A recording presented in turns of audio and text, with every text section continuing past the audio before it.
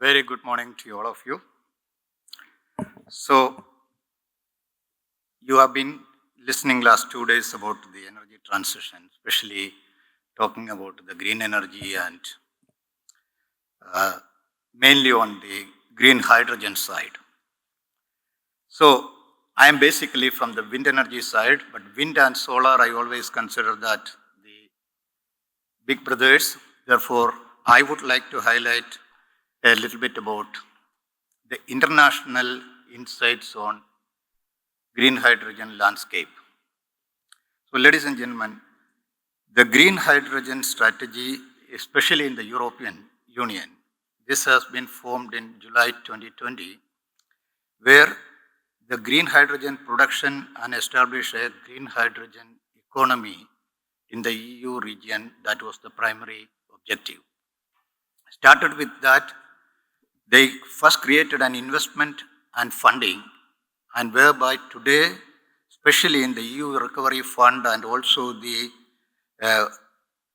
Horizon Europe Fund, these are the two major. They are making a lot of investment, especially for infrastructure and developing many of the institutes to get into the research programs for green hydrogen. The second one is the regulatory framework. EU is creating a supportive regulatory environment which is mainly for the cross-border business. So the objective, to the best of my knowledge, is they are creating a huge research program which they subsequently pass it on to the cost-effective countries like India, where they can produce and make their green hydrogen viable for everybody or available for everybody. So this is a great initiative, and whereby some of the universities in Germany, especially the Fraunhofer, they are spending a lot of energy and money and time in the research programs.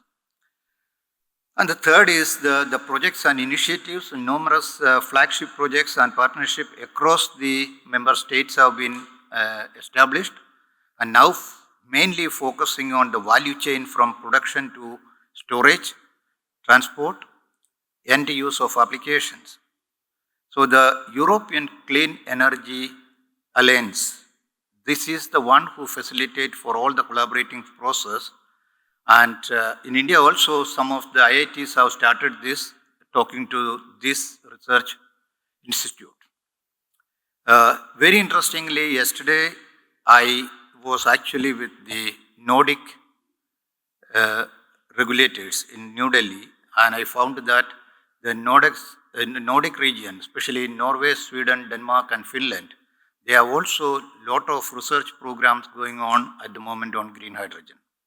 So, if you compare the total Europe, the Western and Central Europe, and also the Nordic region combined, I think that is the biggest green hydrogen development program happening in this world at the moment. As far as the infrastructure development is concerned, investment in hydrogen infrastructure, including the pipelines and refueling stations, is the priority to support large-scale deployment and integration into existing green energy systems. So the member states, when we look at the member state, the highest initiatives are happening is in Germany. In almost every state in Germany has a green hydrogen program. The place I live is called Münster Osnabrück. The university over there, plus the neighboring states, the Lower Saxony, they are all into, there are so many startup companies, they are all within that area in the northern part of Germany. So Germany has mainly focused creating a global technology. They wanted to become a global technology leader, but not a manufacturing leader, because the cost, compared to the cost in Germany, it will never be viable for becoming a manufacturing hub for green hydrogen. Therefore, they are putting all the efforts to create the latest, now some of the latest pump technology introduced by the electrolyzer, which is one of its kind. So this is one of the interesting things. But whereas France is more focusing on industrial applications of green hydrogen. The Spain and Netherlands, they have also a lot of interesting programs because the uh, abundant availability of wind and solar. This is one of the biggest advantage for the Southern Europe. Now coming to the cross-border cooperation, EU also promotes cross-border hydrogen trade and infrastructure development to facilitate fully integrated hydrogen market, enhancing the energy security and sustainability. Research and innovation, the EU invests a lot in the R&D sector, as I mentioned already.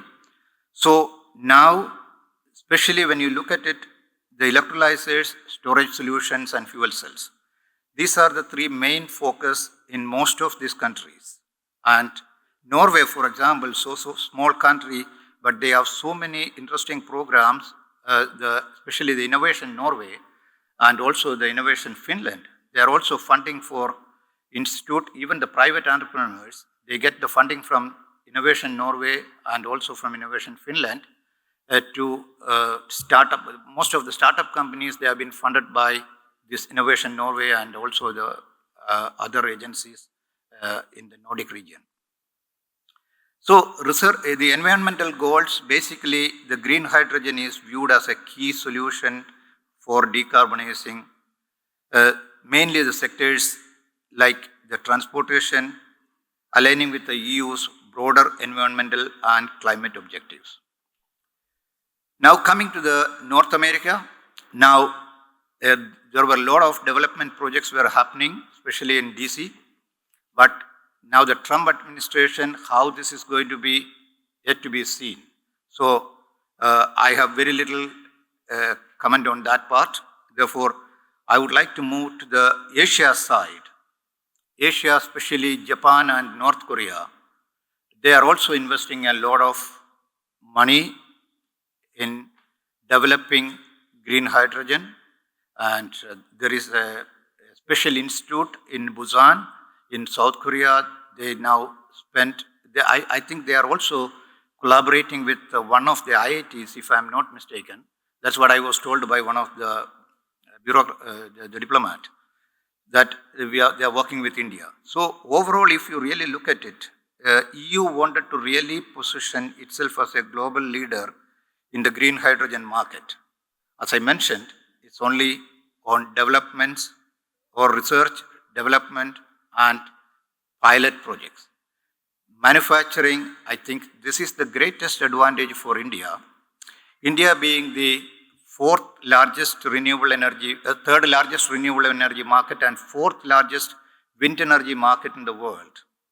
India has a huge opportunity to get this technology over here and manufacture green hydrogen in a very cost-effective manner. Why? Because number one, we have a huge skilled manpower available. Our resources are really cost-effective. And secondly, the consumption, the domestic consumption itself will be big.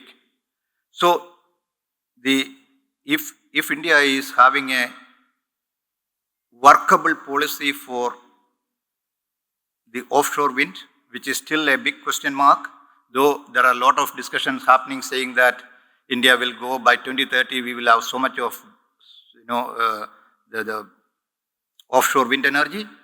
But personally, I am not very sure about it. Why? Because we still have huge logistic and supply chain challenges in India.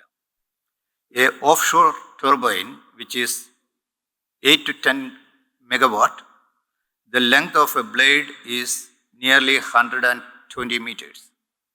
Number one, to produce this, we don't have enough raw material available in this country. Number two, the logistic and supply chain is very weak as far as the offshore wind turbines are concerned. The onshore itself, if we calculate a 6 megawatt turbine, the blade length is 92 meters. So to transport from one place to the other, it's a huge challenge.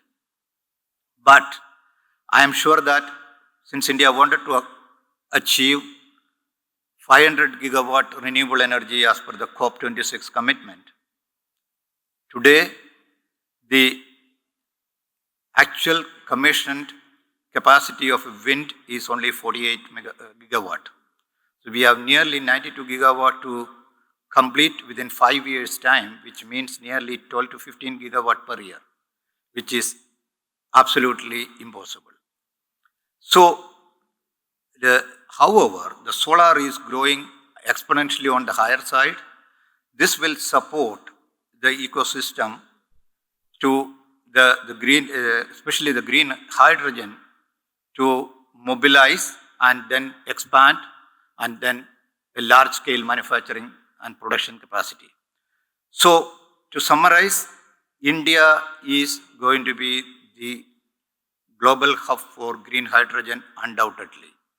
Of course, Europe will be the research, development and incubation for the green hydrogen, but India will be the biggest exporter for green hydrogen, and that is, the time is not too far away, and I am sure that by 2030 many changes will take place, because Ministry of New and Renewable Energy, they are working so many different programs in order to boost the wind and solar anyway growing, but wind as well. So by doing that, I think we will be able to achieve a great position in the global market for green hydrogen. Thank you very much.